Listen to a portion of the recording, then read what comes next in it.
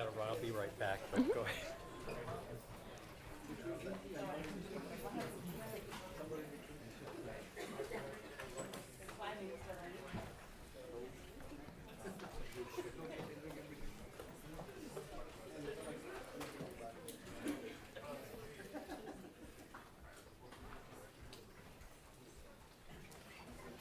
All right, so we're very happy to have Bucher to give our final mini course for this conference.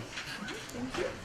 Yes, today I will describe a beautiful cocycle of Goncharov for representing the Borel class. We will do SL3C in detail, and I will explain how to go to SLMC, so a class in degree 3. And what we will want is to see similar properties, rigidity properties, as we saw in the simple case of hyperbolic volume. So the aim is to find a representative for this class in degree 3. And this is one-dimensional. So for m equals 2, you have SL2C acting on the projective line, which you can think about as the boundary of hyperbolic 3 space, and you have a cocycle on the projective space given by sending 4 points to the signed volume of the geodesic simplex with vertices xi0 up to xi3.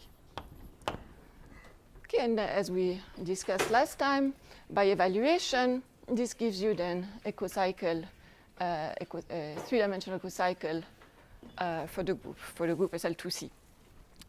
Now, how do we extend to SL3? The problem is if you had a cocycle for SL3, then you would get one for SL2 by restriction. But the natural map doesn't allow you to go from SL2 to higher SLM. So there is this construction of Goncharov. So this time we will look at the action of SL3 on the flag space. And here, of course, we can think about the projective line as the complete flags on C2, which are just determined by the one-dimensional vector space, which gives you a projective point. So what is a flag? So a flag is really, we take complete flags.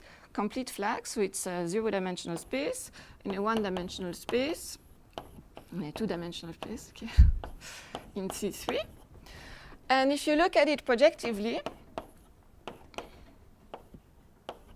so this corresponds to a point on a line in your projective space.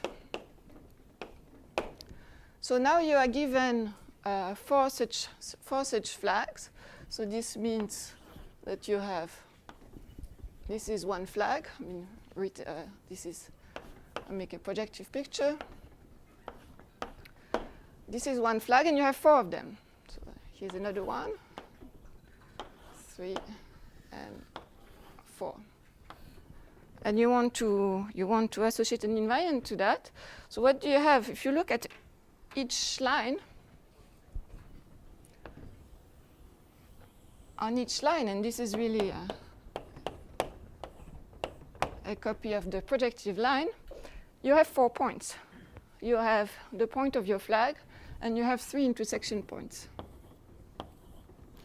So now you can take the cross ratio of these 4 points and take the dilogarithm, or if you want a more equivalent geometric definition, you choose any projective isomorphism between this line with the projective line, and you take the volume of the simplex with these 4 points as vertices.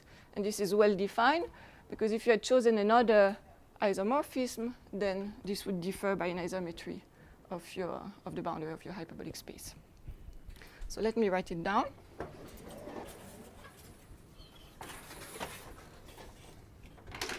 So I have my flags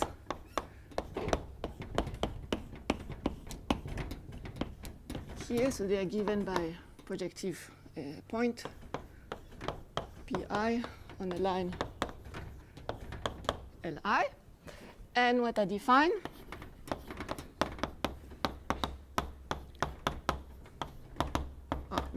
what Goncharov defines is, I will write it like that.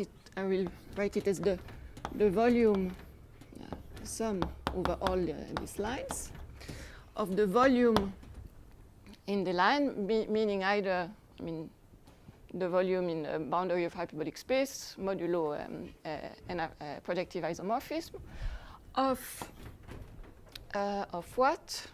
So I have the intersection with the various line, except in position I will take the point on this line.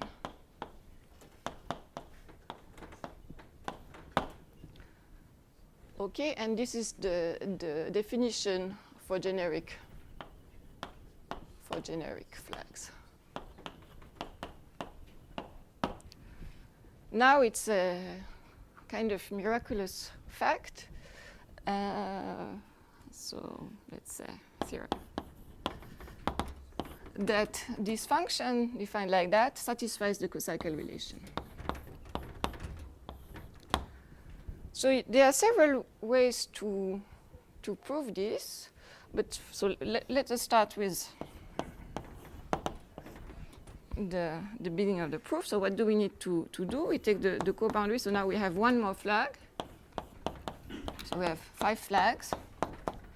And by definition, the cocycle, what is the co-boundary of something? You just take the alternating sum.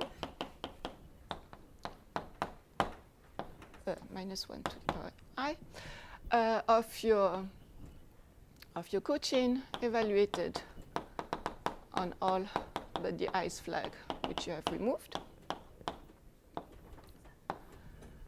So, and now each of them, it's a sum of 4 of these volumes. So if we look back at the picture, now we have 1, 2, 3, 4, 5. I'm supposed to meet. What happens on the line, fix one line, L0, and you have this P0 somewhere. Which term will appear in here? Well, whenever you evaluate the volume on L0, you always have the point P0. Okay? But you have removed one of the other flags. So what you're actually doing is taking the alternating sum of the volume of the configuration of 4 points, where you always have the P0 and 3 among the other 4 intersection points. So this means that using the cocycle relation in here with this 5th point, you know that the volume of these 4 points minus the volume of this plus is equal to 0. That's the cocycle relation for the volume. So you can actually rewrite this sum of 4 volumes just as the volume of the 4 intersection points, where you don't have the point P0 anymore. So this is, so using the cocycle relation on each line, this is equal to the alternating sum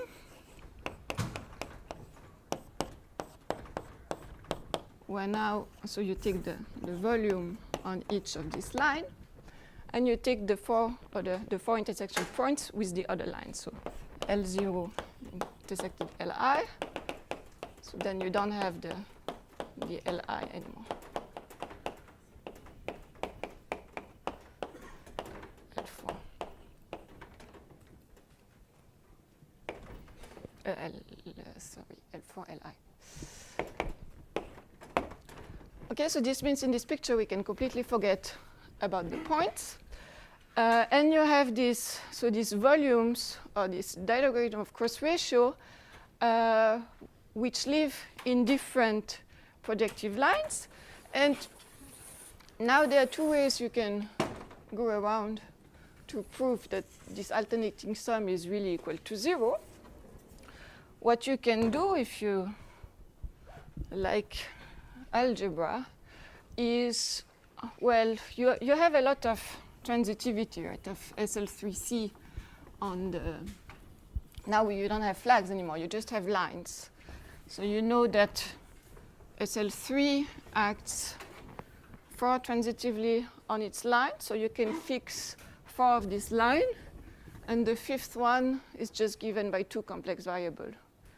Right? And now you can really just write down explicitly what this means, and you will end up with the 5-term relation for the dilogarithm. So this is one way to do. I prefer to give a more hands-on proof of that, where we will just use projection from one line to the other to see that actually it projects down to one cocycle relation on one of the lines. So what I want to do, first, if I have 2 lines, let's say L0 and L1, and a point which is not on either of the lines, I can do a projection from one to the other, which I will denote by that, which is simply, well, if you have a point on L0, you have a unique line through this point in P, and the image of this point is just the intersection of this line with L1. If you want to think about it not projectively, but in vector space, this is the map which is the unique, well, what do I want to say? Is a projection on L1, so the lift of L1, which is 2-dimensional with kernel, the line generated by P. And so now we can really just follow this geometrically. So I have my 5 lines, 4 and 5, which are number 0, 1, 2, 3, 4. And I have the intersection point, which I will just denote by 0, 1, or like 0, 3, etc. And what we really want to compute, so is the volume of which point do we have on L0? Well, the intersection with all the other points, other lines, so it's 0, 1, 0, 2, 0, 3, 0, 4. So the volume of these 4 points minus, make it shorter, minus the volume of the intersection point in L1, so that would be 0, 1, 1, 2, 1, 3, 1, 4. So for this projection, what do? I do the projection with respect to the intersection point 3, 4. And I want to track down the image of these points. So my intersection 3, 4 is here. And I want to project from this line to that one my 4 intersection points. So I have 0, 1. Why 3, 4? Because it works nicely. You can use other projections, but you will see at the next step why 3, 4. Okay, so where are these points mapped? Well, 0, 1 is in the intersection, so it's mapped to itself, right? I mean, this point is mapped to itself. 0, 2 is a little bit of a problem because it will be sent to some point that we have no clue about a priori. So this is X.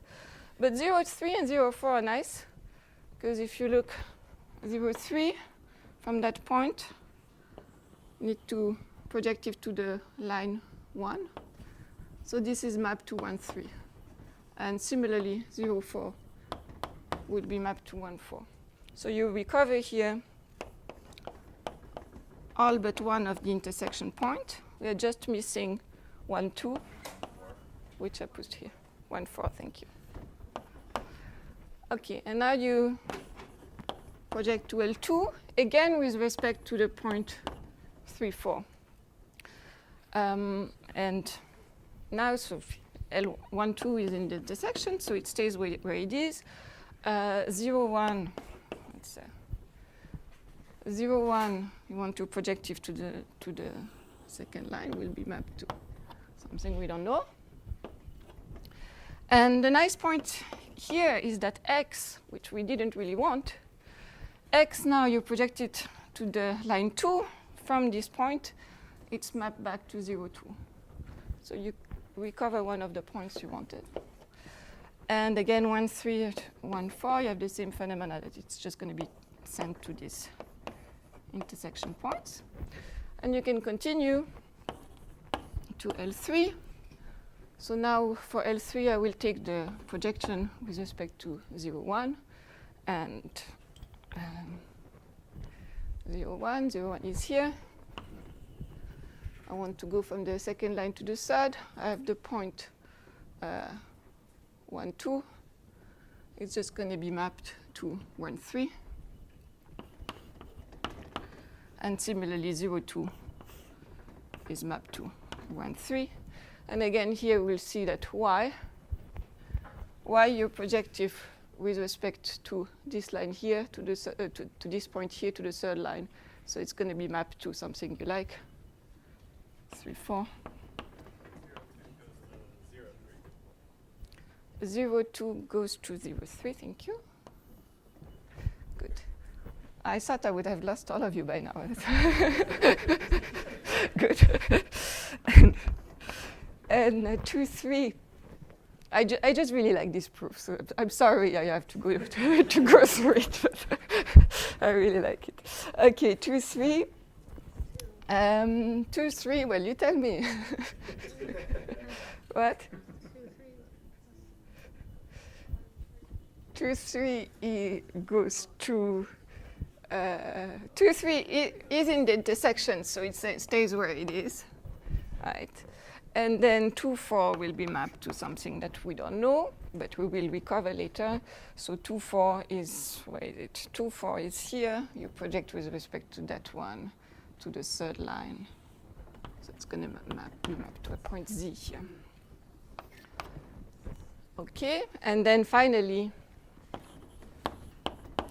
to L4, again with respect to the same projection. So you have the intersection point stays. You have 1,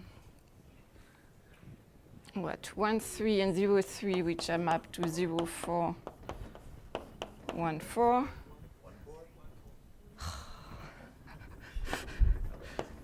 Okay, and then this guy we don't care at this point.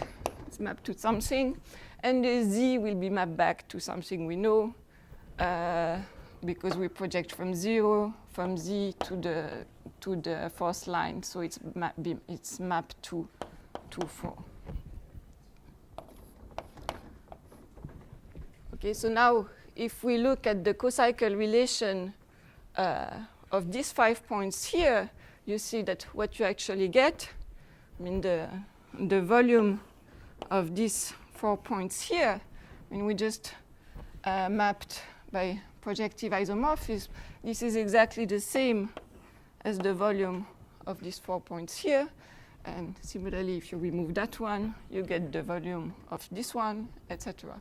So the cocycle relation that you read of here is exactly this alternating sum here, which is hence 0. Okay.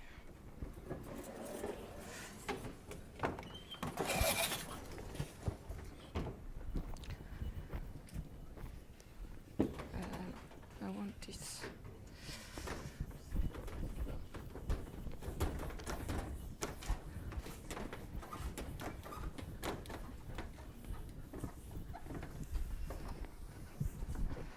now, so this was for m equals 3. And one can generalize this this definition to any m. Maybe the best way to do it is, so here I define the cocycle on the lines. There is a dual version of B, which is in fact the one defined by Goncharov. So instead of now looking at the lines, so on each line I have a point, I look at, for every point, I look at the projective line here of direction from this point, and I have 4 points on this projective line. One is given by the line of this flag, and the other 3 are given by going to the points of the line. So you see this is exactly dual to the other one, where you replace points, exchange points by line. And this definition, maybe I can more easily generalize without making a mistake. So if you have now, so for m greater or equal to, or greater or equal to 2 even, you send 4 flags.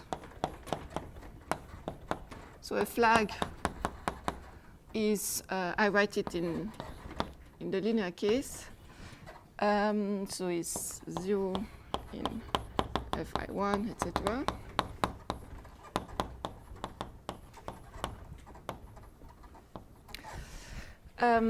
You will want to take the volume in a given, so it was before it was a projective line, now I write it linearly, so it will be a 2-dimensional vector space, and the vector space are all the space of the forms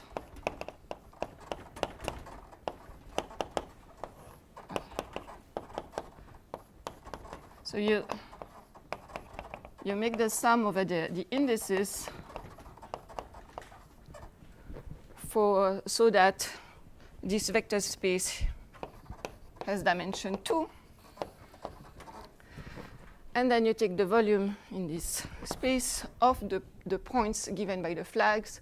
So it's f0, I0 plus 1, up to f3, I3 plus 1. And here again, one can check. It's much less fun than the case of m equals 3 theorem. Well, no, it depends. No, it's not true. That this defines a cocycle. So the definition for generic flag was due to Goncharov, and it's enough to give you a cocycle representing the class you're interested in. What we need, however, for the rigidity questions is really a cocycle that is defined everywhere.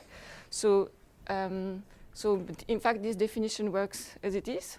It seems a little bit trivial to say this, but it was very non-trivial to go from the generic definition to the general configurations, because there's so many ways you can degenerate your flags to make them non-generic. The solution is too simple somehow. So this also holds for, the extension which we provided, which is given here. And now what we want is to understand which are the maximal value of this cocycle. So one thing is clear, at least for the first one, it's a sum of 4 times some hyperbolic volume. So of course it will be bounded by 4 times the volume of a regular ideal simplex. Here also generically, this is a sum of generically, it's a sum of 1/6 m m square minus 1 times the volume of some function. So immediately, from this definition, we get that B of 4 flags is smaller or equal to 1/6 m square minus 1 times V3, which is the volume of an ideal regular simplex. So now when can one have equality? Can one characterize the equality case? Well, one can. For this, maybe I start with the reducible representation. So how maybe you all know it. So what is the reducible representation?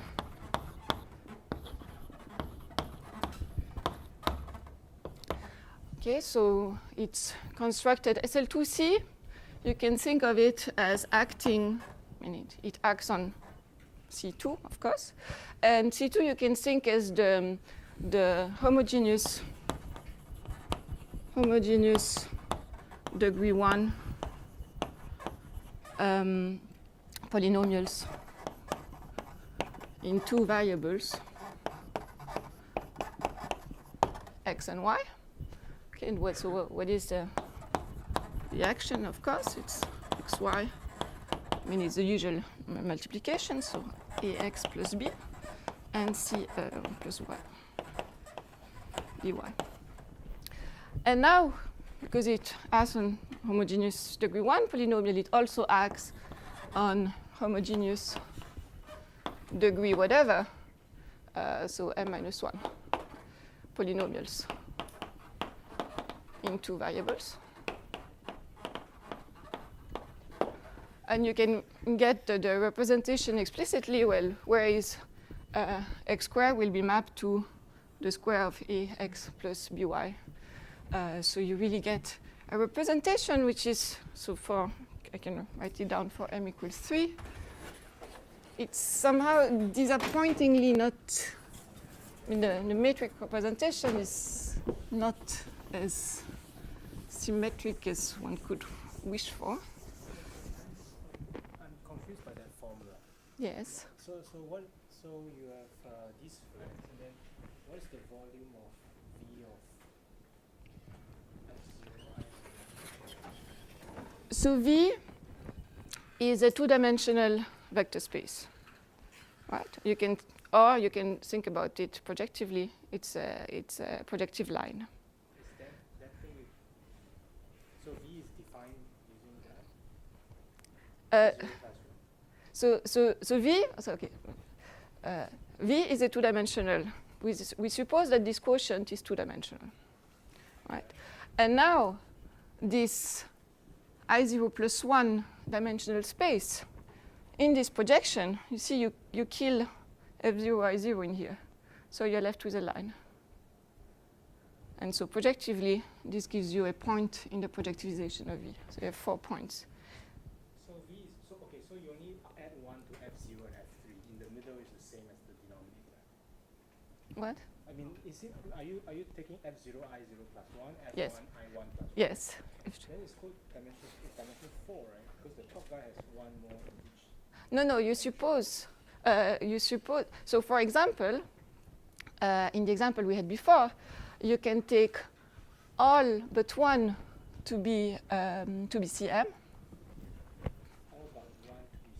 Yes. And so you don't have, it's only when you are far away from the top or bottom that you will have this codimension properties, right? But if you're already above the top dimension, you don't add dimension. So you really want this quotient to be two-dimensional.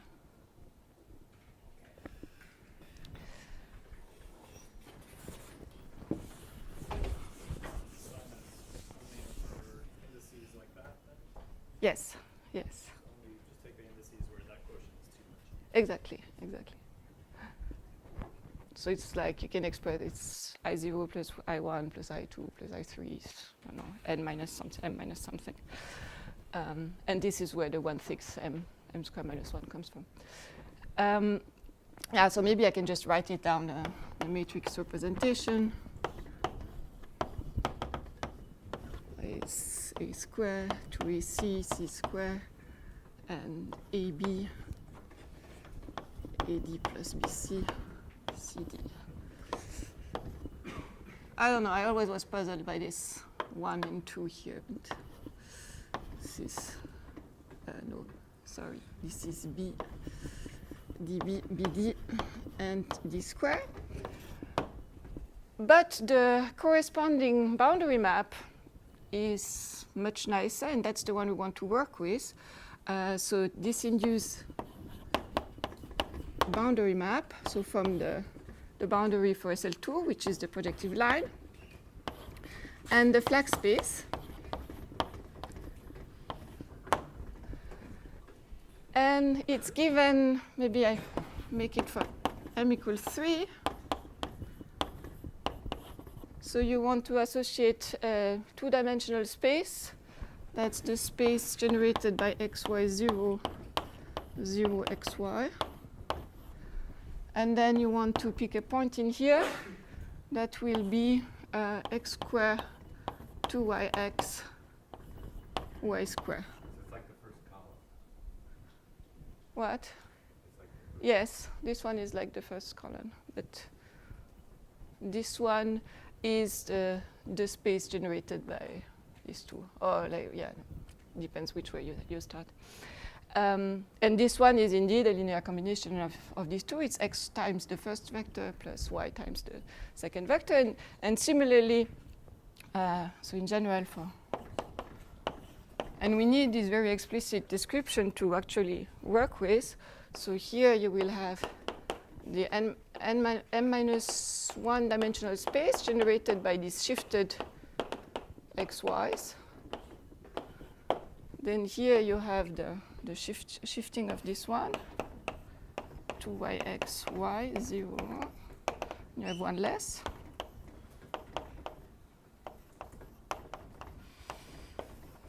Okay, and then the point is like x to the m minus 1, m minus 1 times x m minus 2y.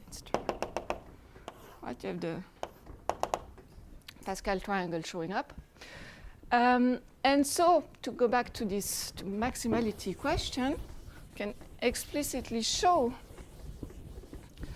that, so lemma, it's a direct computation, that if I take 4 points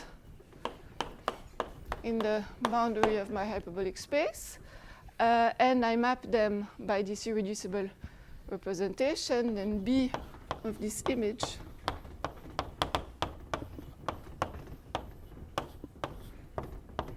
is equal on the nose to 1/6 m squared minus 1 times the hyperbolic volume of these 4 points. So in particular, we know now that maximal value is attained when you start with a regular simplex, and in fact, that's all that can happen. So proposition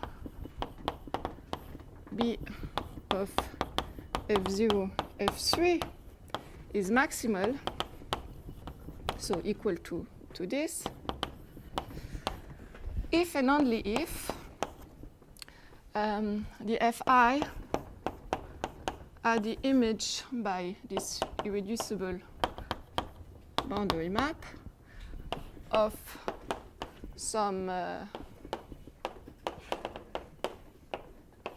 ideal regular simplex, so regular xi0 up to xi3, meaning that this takes the value v3 up to an isometry, or up to an element of SL2C, right?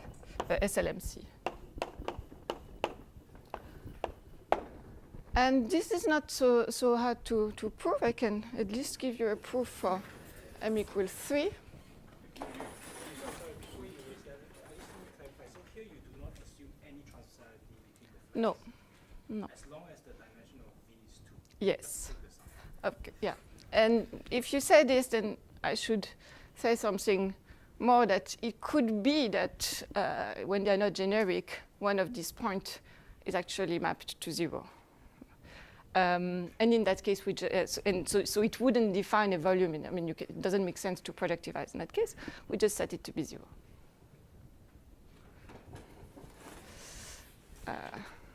Maybe I leave this formula.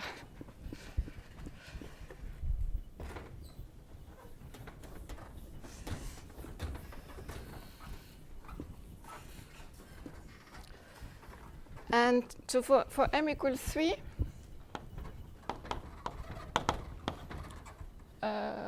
so you take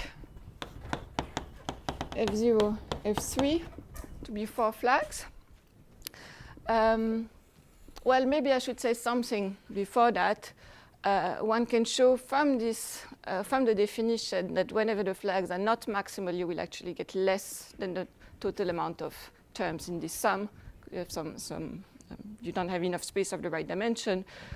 So we only care about studying the maximality now for generic flags, because for non-generic, you can easily show it's not maximal. So now this means, in particular, that the lines of these flags, you have 4 lines. You act transitively on 4 lines. So I can fix my 4 lines, for example, to be the 4 lines corresponding to 4 flags, which are the image of a maximal simplex. Now, so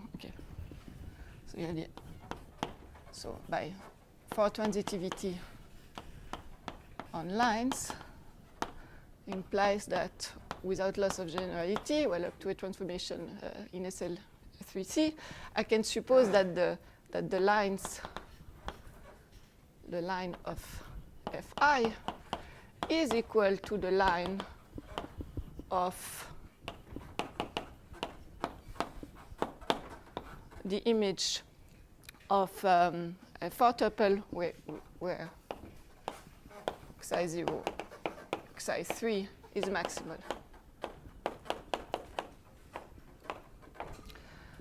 Okay, so in particular, I know that there is one maximal configuration for flags which have the same lines as these ones. But now, in how many ways can I get a maximal value from these 4 lines? Well, there is only one. Because if you look at, so on each line, if I take the volume of, I have 3 intersection points, and I have one other point to add. And we saw in P1C, so this line is a P1C, which is a boundary of hyperbolic space. If you fix 3 points, 0, 1, then there exists a unique choice for the 4th vertex for this simplex to have maximal volume, right? So this point here is uniquely defined by maximality.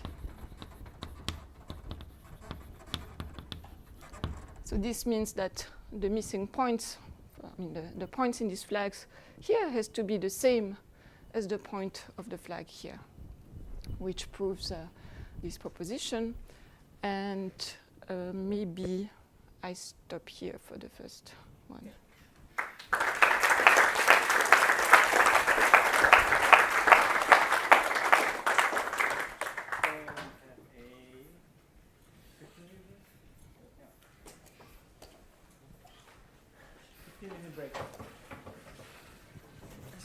So here you're defining a